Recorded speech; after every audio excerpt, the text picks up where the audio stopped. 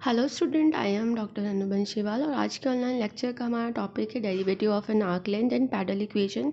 इस सीरीज़ में ये हमारा थर्ड लेक्चर है। इसके अंदर हम और भी जो इम्पॉर्टेंट डेरिवेशन हमारे कैलकुलस के अंदर काम में आएंगी उनके बारे में डिस्कस करेंगे। तो फर्स्ट जो टॉपिक है इस लेक्चर का वो है length of an perpendicular from pole on tangent. सबसे पहले हम लेक्चर जो हमारा जो टॉपिक है उसका जो भी एसेंस है वो समझने की कोशिश करेंगे। Length of the perpendicular from pole. Pole हमारे पास में क्या होता है ओ, जहाँ से हमें क्या करनी है, एक परपेंडिकुलर डालनी है ऑन द टेंजेंट स्पर्श रेखा पर। तो उसकी हमें क्या करनी है, लेंथ जो है वो फाइंड आउट करनी है। तो सबसे पहले हम एक डायग्राम ड्रॉ करके हमारे पास में जितने भी अवेलेबल मतलब कंडीशंस हैं उनको हम डिस्कस करेंगे। तो यहाँ पर हमने सबसे पहले इक्वेशन ऑफ कर्व लिया r equals to f theta. और ये जो कर्व है हमारे पास में, इस पर हमने एक बिंदु ले लिया है पी। इस पी बिंदु पर हमें क्या चाहिए, एक तो टेंजेंट चाहिए। तो हमने यहाँ पे इस पी बिंदु पर एक टेंजेंट यहाँ पे ड्रॉ कर दी है। और टेंजेंट के साथ साथ हमारे पास में रेडियस वेक्टर भी है आर। रेडियस वेक्टर और टेंजेंट के बीच में एंगल जो है वो हमारे पास में क्या है, फाई है।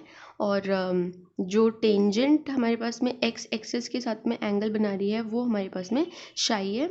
और जो रेडियस वेक्टर एक्स एक्सिस के साथ में एंगल बना रहा है वो थीटा है। और हमें ये डिस्टेंस जो है वो मेज़र करनी है। हमने अगर इस पी पर जो स्पर्श रेखा है उसको आगे इस तरीके से बढ़ाया है और इस पर हमने O से एक परपेंडिकुलर डाला है 90 डिग्री का। तो हमें ये डिस्टेंस जो है O से M तक की वो हमें फाइंड आउट करनी है। तो सबसे पहले इस डायग्राम के अंदर जो जो चीज़ें हमें समझ में आई है वो हम एक साइड लिख लेंगे। बुक के अंदर इसे थियोरेटिकल वे में लिखा हुआ है तो आप उसी लैंग्वेज को फॉलो करें। यहाँ पर मैंने एक पॉइंट्स लिखे हैं कि इस डायग्राम से हमें क्या क्या चीज़ें दिखाई दे रही है और जो चीज़ हमें निकालनी है उसमें वो यूज़फुल है या नहीं। तो यहाँ पर सबसे पहले इक्वेशन कर्व जो है हमारे पास में r equals to f theta है। उसके बाद में दूसरी चीज़ हमें दिखाई दी कि हमें पी जो हमारा पॉइंट है आर और थीटा जिसके कोऑर्डिनेट्स हैं उस पर हमने एक टेंजेंट ड्रॉ की है जो कि एक्स एक्सिस के साथ साथ में जो शाई एंगल बना रही है। उसके बाद में पोल ओ से हमने एक लंब डाला है, परपेंडिकुलर डाला है ओ एम। और यहाँ पर हमें दिखाई दे रहा है कि ओ पी एम ये एक ही लाइन है। तो ये ओ पी एम जो है एंगल वो हमारे पास में क्या बन रहा है, हमारे पास फाई। ओ एम जो है जो हमें फाइंड आउट करना है उसको हमने नाम दे दिया है पी। और यहाँ हमें एक ट्राइंगल दिखाई दे रहा है ओ एम पी। ये पूरा हमें एक ट्राइंगल दिखाई दे रहा है। इस तरीके से मैं इसको अलग से अगर ड्रॉ करके दिखाऊं तो ये हमारे पास में एक पूरा ट्राइंगल हमें दिखाई दे रहा है। ये पॉइंट है हमारा P और ये पॉइंट है हमारा O और ये है M। ये हमारा 90 डिग्री ये लंब है। और यहाँ जो इन दोनों के बीच का एंगल है वो फाई है। और ये जो हमें दे रखा है वो रेडियस वेक्टर R है। और यहाँ जो इसको हमने P कंसिडर किया है ये हमें फाइंड आउट करना है। तो सबसे पहले हम क्या करेंगे, जो जो चीज़ें हमें निकालनी है उसी की तरफ मूव ऑन करते हैं। तो हमने ट्राइंगल लिया ओ एम पी। इस ओ एम पी से हम देख सकते हैं कि O M upon O P, अगर हम O M upon O P करें तो ये हमारे पास में क्या हो जाएगा, लंब बटा जो भी लाल बटा कक्का से हमें फॉर्मूले में दिखाई दे रहे हैं। तो लंब बटा ये क्या हो जाएगा, कर्ण। तो लंब हो गया आपके पास में ओ एम और कर्ण हो गया आपके पास में ओ पी। तो O M upon O P करेंगे तो हमारे पास में क्या बनेगा, एंगल साइन फाई बन जाएगा। तो यहाँ पर ओ एम की वैल्यू हमें फाइंड आउट करनी है। तो ओ एम जो है हमारे पास में पी दे रखा है और ओ पी हमारे पास में आर है। तो पी इक्वल्स टू हमारे पास में क्या हो जाएगा, आर साइन फाई। इसको हमने इक्वेशन फर्स्ट नाम दे दिया। एक्चुअल में यही लेंथ जो है हमें फाइंड आउट करनी थी, लेकिन चूंकि हम किसके अंदर बात करें, आर और थीटा के अंदर बात करें, तो हम कोशिश करेंगे कि पी का जो मान है वो हम आर थीटा इनके फॉर्म में फाइंड आउट करें। तो P का मान r theta d r by d theta से ज्ञात करने के लिए हमने क्या किया, ये रिलेशन हम ऑलरेडी पढ़ चुके हैं अर्लियर डेरिवेशंस के अंदर कि tan फाई जो है वो बराबर होता है R D theta upon d are के। तो इस रिजल्ट का यूज़ हम यहाँ पर करेंगे। तो P equals to r phi को हम लिख सकते हैं P square equals to r square sine square phi, क्योंकि हमने यहाँ पे दोनों तरफ क्या कर दिया, स्क्वायर कर दिया है। साइन स्क्वायर फाई को हम one upon cosec square phi भी लिख सकते हैं। और कॉसेक स्क्वायर को जो है टिग्नोमेट्रिकल फॉर्मूले से 1 प्लस कॉट स्क्वायर फाई भी लिख सकते हैं। पी स्क्वायर इक्वल्स टू हमारे पास में क्या हो जाएगा, अब यहाँ पर ये जो हमने एक्सप्रेशन देखा था ये हमारे पास क्या बन गया, p square equals to r square और 1 प्लस कॉट स्क्वायर फाइव में कॉट की जगह हम क्या पुट कर सकते हैं, कॉट जो है बराबर होता है 1/10 के। तो ये वाला एक्सप्रेशन हमारे पास में रिवर्स में आ जाएगा 1/r D r by d theta का होल स्क्वायर।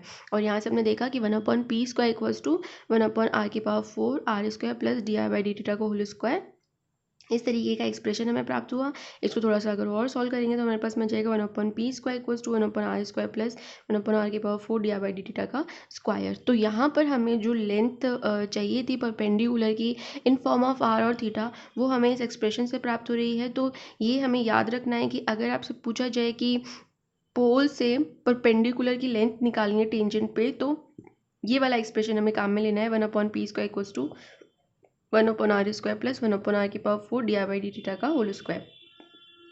इसको और सिंप्लीफाई कर सकते हैं। अगर हम 1/, में काम नहीं करना चाहते तो हम यहाँ पे 1/r को u कंसिडर कर सकते हैं। उसके बाद में dy/dt की वैल्यू निकाल सकते हैं u की फॉर्म में, और वो वैल्यूज़ जो है यहाँ पुट करके हम इसको और भी सिंप्लीफाई कर सकते हैं। तो सिंप्लीफाई करने पर हमारे पास में आ गया 1/p² equals to u² plus du/dt का होल स्क्वायर।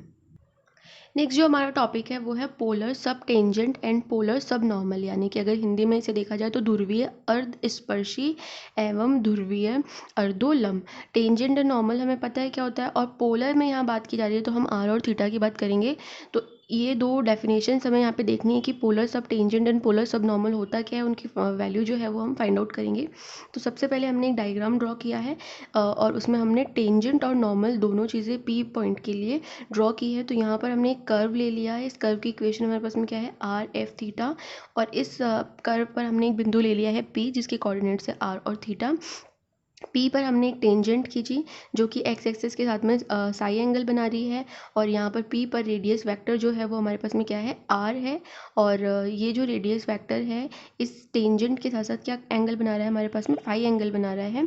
और योगांतर अनुपात से इधर भी जो एंगल बनेगा वो क्या बन जाएगा, हमारे पास में फाई बन जाएगा। इसके बाद में हमें टेंजेंट और नॉर्मल, तो टेंजेंट तो हमने पी पॉइंट्स पे ड्रॉ कर दी, और अब हमें क्या बनानी है, नॉर्मल बनानी है। तो हमने क्या किया, जो टेंजेंट है पी बिंदु पर उसी के परपेंडिकुलर हमारी क्या होती है, नॉर्मल होती है।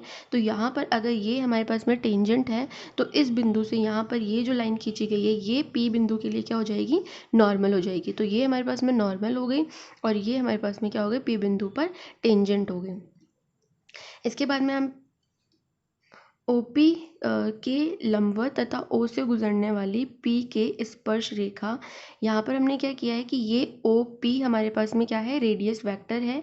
अब यहाँ इनकी डेफिनेशंस जो है पोलर सब टेंजेंट और पोलर सब नॉर्मल की, वो हमारे पास में क्या होगी, OP के लंबवत, यानी कि ये जो हमारे पास में रेडियस वेक्टर है इसके लंबवत, यानी कि हमने एक लाइन ऐसी ली है जो कि OP के क्या है, लंबवत है, यानी कि वो उससे कितना डिग्री एंगल बनाएगी, 90 डिग्री एंगल बनाएगी। तो यहाँ हमने एक लाइन ऐसी ली है जो OP के क्या है, लंबवत है। साथ ही वो रेखा जो है वो O बिंदु से होकर क्या कर रही है, गुजर रही है। OP के लंबवत हमने एक लाइन ली है, एक रेखा ली है जो कि O बिंदु से गुजर रही है, तथा P बिंदु के नॉर्मल और P बिंदु की टेंजेंट को क्रमशः बिंदु N और T पर काट रही है। यानी कि ये एक ऐसी रेखा है जो ना सिर्फ P बिंदु के टेंजेंट को काट रही है बल्कि उसके नॉर्मल को भी काट रही है, और ये रेखा ऐसी है जो OP के साथ साथ में 90 डिग्री एंगल बना रही है। तो हमने यहाँ पर एक ऐसी रेखा का जिक्र किया है जो O बिंदु से पोल से गुजर रही है, OP के क्या है, परपेंडिकुलर है, यानी कि OP के साथ साथ में ये जो रेखा है वो 90 डिग्री एंगल बनाएगी। दूसरा, ये रेखा P बिंदु पर जो भी टेंजेंट हमने खींची है, जो भी नॉर्मल हमने खींची है, उसको क्रमशः N और T बिंदु पर क्या कर रही है, कट कर रही है। तो यहाँ ये डायग्राम जो है उसके अंदर हमें दिखाई दे रहा है OT और एक हमें दिखाई दे रहा है ON। तो ये OT जो है वो क्या है एक्चुअल में, कि जो स्पर्श रेखा है उसके ऊपर क्या है, पोल से एक लंब है।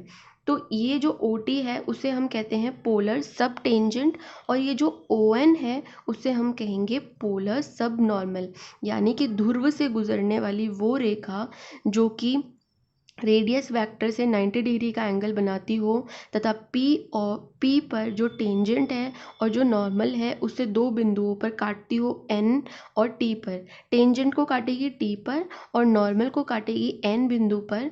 तो ऐसी रेखा जो है वो हमारे पास में क्या कहलाती है, OT तो हमारे पास में कहलाएगी पोलर सब टेंजेंट, क्योंकि यहाँ पे टेंजेंट को काट रही है। और ON जो है वो क्या कहलाएगी, पोलर सब नॉर्मल, क्योंकि ये यहाँ पर नॉर्मल को काट रही है। ये जो नॉर्मल आ रही थी हमारे पास में उसको इसने यहाँ पर N बिंदु पर कट किया, तो ON जो है वो हमारी क्या हो गई, पोलर सब नॉर्मल। तो यहाँ से हमें डेफिनेशन क्लियर हो गई।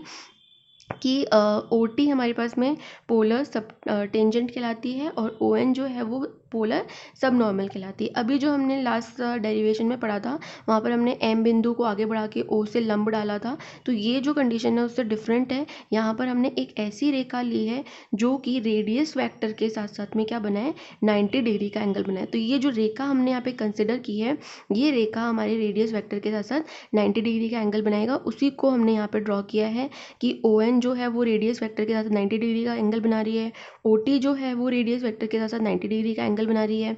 ये रेडियस वेक्टर है और ये एक्स एक्सिस है, इसके साथ साथ ये थीटा एंगल बनाएगा। ये जो फाई था ये हम पहले ही डिस्कस कर चुके हैं कि रेडियस वेक्टर और टेंजेंट के बीच का एंगल जो है वो फाई होता है।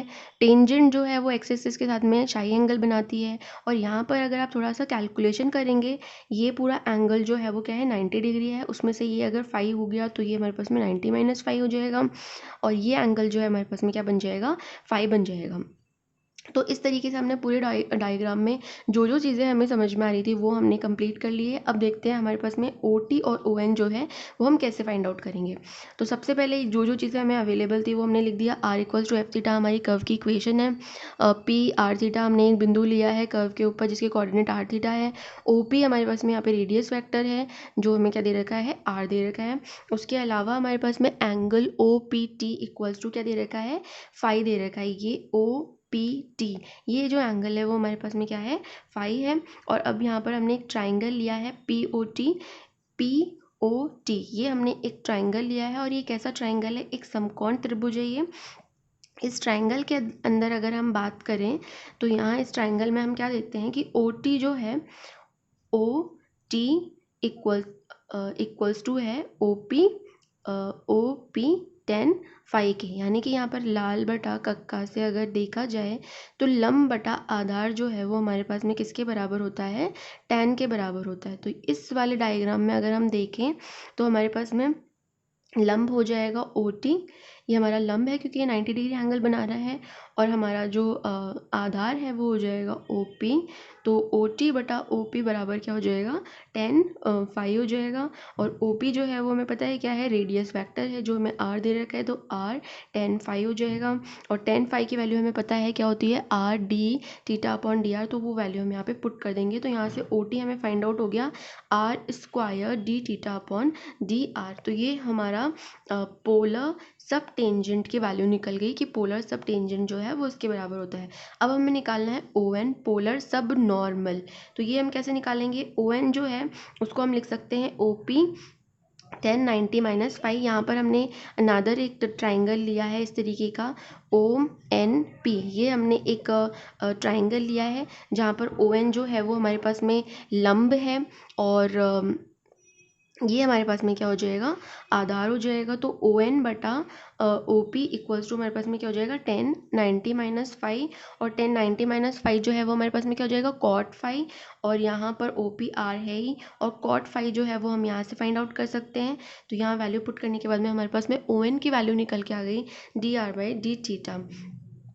तो यहाँ पोलर सब टेंजेंट बराबर होगा हमारे इस एक्सप्रेशन के और पोलर सब नॉर्मल जो है वो बराबर होगा इस एक्सप्रेशन के। और यहाँ पर हमें डेफिनेशन समझ में आ गई कि पोलर सब टेंजेंट और पोलर सब नॉर्मल हम कैसे निकालते हैं। एक ऐसी रेखा लेते हैं जो रेडियस वेक्टर की क्या है, परपेंडिकुलर है और जो कि पी बिंदु की टेंजेंट और नॉर्मल को किसी बिंदु पर अगर काट रही है, तो ये जो है हमारे पास में पोलर सब टेंजेंट और पोलर सब नॉर्मल बन जाएगा। यहाँ पर हमने ध्रुवीय स्पर्श रेखा पी टी भी फाइंड आउट करने की कोशिश करी है। ये जो रेखा है P से T तक, ये अगर हम फाइंड आउट करना चाहें तो कैसे करेंगे, तो पी टी बराबर हमने यहाँ पर लिया है आर सेक फाई, ये आप निकाल सकते हैं। इक्वल्स टू में आर सेक फाई को हम लिख सकते हैं under root 1 plus 10 square phi. और यहाँ पे 10 हमें पता है, 10 फाई की वैल्यू हमारे पास में R D theta upon d are है। इसका एक्सप्रेशन यहाँ पे पुट कर देंगे तो पी टी भी जो है वो हम ईजिली डायग्राम से क्या कर सकते हैं, फाइंड आउट कर सकते हैं। नेक्स्ट उसी डायग्राम में हम निकालेंगे ध्रुवीय अभिलंब की लंबाई यानी कि पी एन, यानी कि पी से जो हमने नॉर्मल खींची थी पी एन, तो ये वाली डिस्टेंस भी हम फाइंड आउट करेंगे। तो पी एन बराबर हो जाएगा हमारा आर कॉसेक फाई। ये कैसे निकला ये आप ट्रायंगल बना के उसमें लाल बटा का के फॉर्मूले से आप लोग फाइंड आउट कर सकते हैं। तो आर कॉसेक फाई, और कॉसेक को हम लिख सकते हैं 1 + कॉट स्क्वायर फाई, और कॉट जो है वो 1/tan के बराबर होता है। तो यहाँ वैल्यू पुट करने पर हम यहाँ पर पी एन की वैल्यू भी निकाल सकते हैं। तो एक डेरिवेशन के अंदर हमने 4 चीज़ें निकाली, सब नॉर्मल, सब टेंजेंट, उसके बाद में ध्रुवीय स्पर्श की लंबाई और ध्रुवीय अभिलंब की लंबाई जो है वो हमने फाइंड आउट किया। अब नेक्स्ट जो टॉपिक है वो है पैडल इक्वेशन, और ये बहुत ही इंपॉर्टेंट टॉपिक है एग्जाम के पॉइंट ऑफ व्यू से। तो यहाँ पे देखते हैं कि पदिक समीकरण जो है वो हमारे पास में कैसी होती हैं। तो पैडल इक्वेशन की सबसे पहले हम डेफिनेशन पढ़ते हैं। किसी भी दिए हुए कर्व, यानी कि हमारे पास में कोई भी कर्व की इक्वेशन दे रखी है r equals to f theta, तो उस कर्व के लिए पी तथा आर के संबंध को, यानी कि कोई भी इक्वेशन जो पी और आर की फॉर्म में आ रही है उस संबंध को हम क्या कहते हैं, पैडल इक्वेशन कहते हैं। यानी कि जिन इक्वेशंस में आपको पी और आर के अंदर आपकी पूरी इक्वेशन आ रही है, तो ऐसी इक्वेशन आपके पास में क्या कहलाती हैं, पैडल इक्वेशन कहलाती है। जहाँ पर पी हमें पता ही है कि जब हम पोल से स्पर्श रेखा के ऊपर लंब डालते हैं तो पी वो दूरी होती है, और पी हमारे पास में यहाँ पर एक बिंदु है आर थीटा। इस पर अगर हम कोई स्पर्श रेखा खींचें और ओ से उस पर लंब डालें तो ये दूरी जो है हमारी पी को इंडिकेट करती है। तो पी और आर के बीच में अगर आपके पास में कोई संबंध वाली कोई इक्वेशन है तो वही इक्वेशन आपकी क्या कहलाती है, पैडल इक्वेशन कहलाती है। अब यहाँ पर पैडल इक्वेशन को हम दो तरीके से डिस्कस करेंगे। एक बार हम कार्टेशियन कोऑर्डिनेट के अंदर पैडल इक्वेशन फाइंड आउट करेंगे, दूसरा हम पोलर कोऑर्डिनेट के अंदर पैडल इक्वेशन को फाइंड आउट करेंगे। तो सबसे पहले हमने कार्टेशियन फॉर्म में पैडल इक्वेशन निकाली है। तो हमने इक्वेशन ऑफ कर्व जो है वो कुछ इस तरीके के लिए है, function x y equals to 0, यानी कि जहाँ पर एक्स वाई का कोई फंक्शन है हमारे पास में और उसके लिए हम पैडल इक्वेशन फाइंड आउट करें। और हमें पता है कि आर स्क्वायर इक्वल्स टू क्या होता है हमारे पास में, x square plus y square होता है। साथ ही हमने क्या किया, बिंदु एक्स वाई पर एक स्पर्श रेखा ली है। ये जो प्रोसीजर है इस डेरिवेशन को निकालने का, सेम इसी तरीके से हम हमारे क्वेश्चन एग्जाम्पल सॉल्व करेंगे। तो जैसे स्टेप बाय स्टेप हम इस डेरिवेशन के अंदर चल रहे हैं वैसे ही हर एक क्वेश्चन जो पैडल इक्वेशन से रिलेटेड है उसको हम सॉल्व करेंगे। तो सबसे पहले देखिए, आपको क्वेश्चन के अंदर हमेशा एक इक्वेशन दी होगी, उस इक्वेशन के साथ साथ हमारे पास में ये एक्सप्रेशन भी हमें पता है, आर स्क्वायर बराबर x square plus y square होता है। उसके बाद हमें क्या करना है कि अगर मान लीजिए ये आपका P बिंदु है, उसके कोऑर्डिनेट एक्स वाई हैं और इस पर हमें एक स्पर्श रेखा लेनी है, तो सबसे पहले हम इस स्पर्श रेखा का समीकरण निकालेंगे। और हमें पता है कि किसी भी बिंदु से गुजरने वाली रेखा का समीकरण हम कैसे निकालते हैं, capital y minus y equals to d y by d x, x minus capital x, यानी कि वही y minus y one equals to m x minus x one, यही हमारी इक्वेशन होती है। और m जो है यहाँ पर हमारे पास में प्रवणता है तो डिवाइड बाई डी एक्स उसकी जगह आ जाएगा। तो ये हमारे पास में स्पर्श रेखा का समीकरण हो गया। दूसरा, इस स्पर्श रेखा के ऊपर हमने एक बिंदु से लंब डाला है, एक बिंदु O जिसके कोऑर्डिनेट हमारे पास में क्या है 0 0, तो उस बिंदु से हमने लंब डाला है। तो हमें क्या करनी है, इस लंब की लंबाई निकालनी है। तो हम क्या करेंगे, कोऑर्डिनेट ज्योमेट्री में हमने देखा है कि अगर किसी बिंदु से हम किसी रेखा पर लंब डालते हैं तो क्या करते हैं हम कि वो बिंदु जो है वो हम उस स्पर्श रेखा की इक्वेशन या जो भी रेखा की इक्वेशन है उस पर हम उससे सेटिस्फाइड करवाते हैं। तो हम यहाँ पर 0 0 जो है वो यहाँ पर x और कैपिटल x और कैपिटल y की जगह पुट करेंगे। तो कैपिटल x और कैपिटल y की जगह पुट करने पर हमारे पास में बचा क्या, अगर हम x और y की जगह 0 0 पुट कर देंगे तो सिंपल हमारे पास में बचा x d y by d x और माइनस वाई। तो यहाँ पर 0 0 पुट करने पर इस इक्वेशन में हमारे पास में क्या आया, x d y by d x minus y upon में लंबवत दूरी हम कैसे निकालते हैं कि जो भी आपका इनका कोफिशिएंट है, जैसे यहाँ पे कैपिटल एक्स का कोफिशिएंट है d y by d x और वाई का कोफिशिएंट है 1, तो इन कोफिशिएंट का स्क्वायर करके इनको ऐड करके इनका रूट ले लेते हैं। यही तरीका होता है लंब निकालने का। तो यहाँ पर स्पर्श रेखा की इक्वेशन पे हमने इस बिंदु से लंब डाला, तो सबसे पहले हमने इस बिंदु से उसको सेटिस्फाइड कराया। सेटिस्फाइड कराने के बाद में जो हमारे पॉइंट्स हैं उनके कोफिशिएंट्स का स्क्वायर और उनका अंडर रूट जो है हमारे पास में लंबवत दूरी के बराबर हो जाएगा। तो यहाँ पे हमने p के लिए एक फॉर्मूला बना लिया, p equals to x divide by d x minus y upon under root 1 plus divide by d x का स्क्वायर। हमें हमेशा इसी एक्सप्रेशन में वैल्यू पुट नहीं करनी है, हम ये पता होना चाहिए कि ये एक्सप्रेशन हमें मिला कैसे है। सबसे पहले हमें स्पर्श रेखा का समीकरण निकालना है।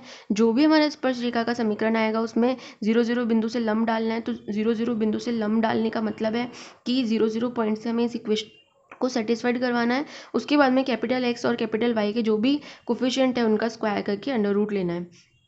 तो ये तरीका होगा हमारा लंबवत दूरी निकालने का। तो यहाँ पर इक्वेशन फर्स्ट, सेकंड और फोर्थ, अब यहाँ पर पदिक समीकरण जो है वो P और R के बीच का एक संबंध है, जबकि यहाँ पर P जो है वो X और Y के अंदर हमें दिखाई दे रहा है। तो हमें क्या करना है कि ये फर्स्ट, सेकेंड और ये फोर्थ इक्वेशन, इन तीनों इक्वेशंस में से हमें XY की जगह रिप्लेस करना है R। तो इन एक्सप्रेशन का यूज़ करके हम क्या करेंगे, यहाँ पर XY का विलोपन करके हम इसको R की फॉर्म में लेके आएंगे और जो इक्वेशन हमें मिलेगी वही हमारी क्या होगी, पदिक समीकरण होगी। सेकंड केस डिस्कस करेंगे। अगर हमारी इक्वेशन ऑफ कर्व जो है वो पोलर फॉर्म में दे रखी है r equals to f theta, तो हमें क्या करना है, p और r के बीच में एक रिलेशन फाइंड आउट करना है। तो ये रिलेशन हम पहले ही फाइंड आउट कर चुके हैं, जब हमने लंब की दूरी निकाली थी तो हमने ये रिलेशन एस्टेब्लिश किया था 1/p² equals to 1/r² plus 1/r⁴ dr/d का होल स्क्वायर। अब हमें क्या करना है, इक्वेशन फर्स्ट और सेकेंड में से हमें थीटा का विलोपन करना है, क्योंकि पदिक समीकरण का मतलब है सिर्फ p और r के बीच के संबंध वाली इक्वेशन। तो यहाँ पर थीटा की टर्म एक्स्ट्रा आ रही है, तो हमें इन दोनों इक्वेशन की हेल्प से थीटा का विलोपन करना है, और विलोपन करने पर जो भी हमें कर्व प्राप्त होगी वो हमारी क्या हो जाएगी, पैडल इक्वेशन हो जाएगी। पोलर के अंदर एक और तरीका होता है p और r के बीच में रिलेशन फाइंड आउट करने का।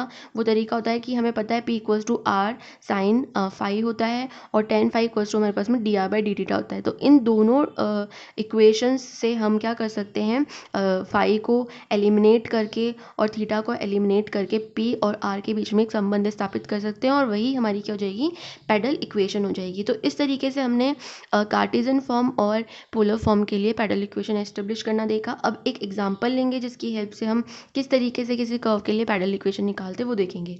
मान लीजिए आपको ये इक्वेशन दे रखी है y² equals to 4x + a, ये एक पैराबोला की इक्वेशन है। ये कार्टेशियन फॉर्म में आपको दे रखी है xy फॉर्म में। तो आपको सबसे पहले निकालना है dy/dx, क्योंकि हमारी जो प्रवणता है m बराबर वो dy/dx हम लेकर चल रहे हैं। तो यहाँ पर सबसे पहले मैंने dy/dx की वैल्यू फाइंड आउट की, तो dy/dx इक्वल्स टू हमारे पास में क्या आ गया, 2a/y। तो ये हमारे पास में मान लीजिए कोई पैराबोला है इस तरीके का। जस्ट एक एग्जांपल मैं यहाँ पे ड्रॉ कर रही हूँ। इस पैराबोला की शेप कुछ भी हो सकती है। तो यहाँ मैंने एक पैराबोला लिया और इसका कोई बिंदु ले लिया मैंने p, जिसके कोऑर्डिनेट है xy। अब मुझे सबसे पहले इस p बिंदु से गुजरने वाली स्पर्श रेखा की समीकरण जो है वो फाइंड आउट करनी है। तो यहाँ पे मैंने लिया बिंदु p x y पर स्पर्श रेखा का समीकरण जो है वो हमारे पास में क्या हो जाएगा, capital Y minus y equals to 2a/y x minus x। तो अगर इसको हम थोड़ा सा सॉल्व आउट करें तो हमारी जो इक्वेशन है वो कुछ इस फॉर्म में रिड्यूस हो जाएगी, 2ax minus capital y plus y² minus 2x equals to 0। अब इस स्पर्श रेखा पर हमने क्या किया है, पोल से यानी कि 0 0 से हमने लंब डाला है। तो लंब की लंबाई कैसे निकालेंगे कि 0 0 बिंदु से हम इस रेखा के समीकरण को सेटिस्फाइड करेंगे।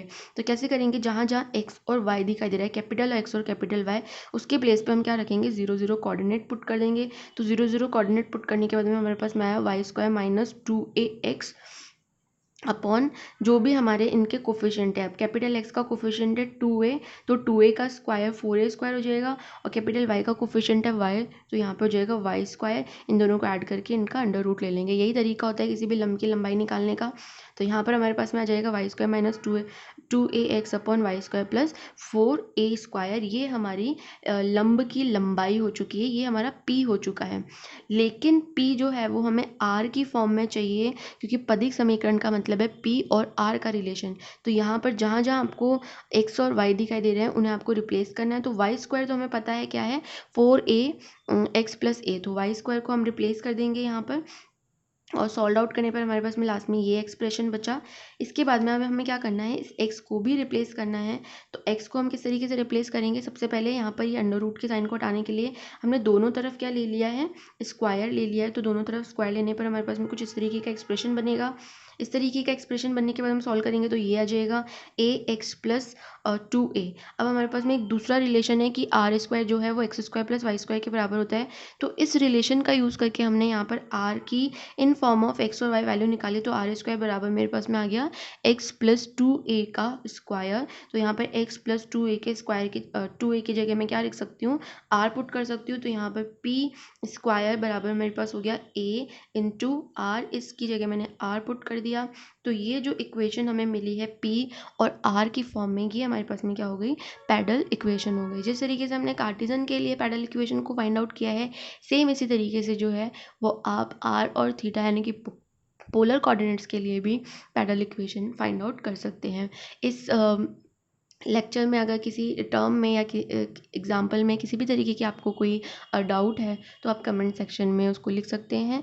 और इससे रिलेटेड जो एग्जाम्पल्स हैं, इन सारे टॉपिक से रिलेटेड जो एग्जाम्पल्स हैं वो हम नेक्स्ट लेक्चर के अंदर डिस्कस करेंगे। Thank you.